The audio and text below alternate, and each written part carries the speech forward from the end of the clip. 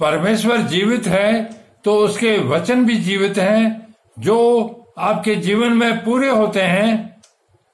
परमेश्वर का वचन है कि तुम, मनुष्यों के लिए वचन है कि तुम घोड़े और खच्चर के समान न बनो, जो समझ नहीं रखते। मनुष्यों को परमेश्वर यहोवा उपदेश कर रहे हैं कि तुम जानवरों की तरह मत बनो कि जो समझ नहीं रखते, क्योंकि तुम वचन को पढ़ सकते हो, जान सकते हो, सुन सकते हो, लेकिन जो जानवर है वो इनको नहीं समझ सकते क्योंकि उनमें विवेक और बुद्धि नहीं है। लेकिन मैंने तुम्हें बुद्धि और विवेक दोनों दिया है।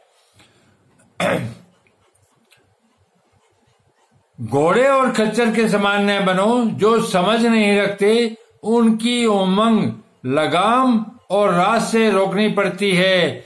अर्थात जिस प्रकार उनकी जो उमंग है, क्योंकि उनमें विवेक और बुद्धि नहीं है, तो उनको लगाम और रास से उनकी उमंग को, इच्छाओं को रोकना पड़ता है। नहीं तो वे वश में नहीं आने के, इसी प्रकार इस सामर्थ्यशाली वचन द्वारा परमेश्वर संसार के लोगों को समझा रहे हैं कि तुम अगर पशु के समान घोड़े और खच्चर बन जाओगे विवेक और बुद्धि होते हुए, तो तुम्हारे पर भी लगाम और रास डालनी पड़ेगी और तुम्हें वश में करना पड़ेगा। तो उस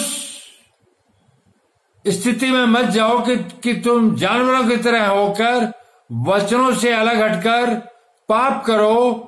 पाप करोगे तो परमेश्वर तुम्हारे जीवन पर लगाम और रास लगाकर रोक देगा।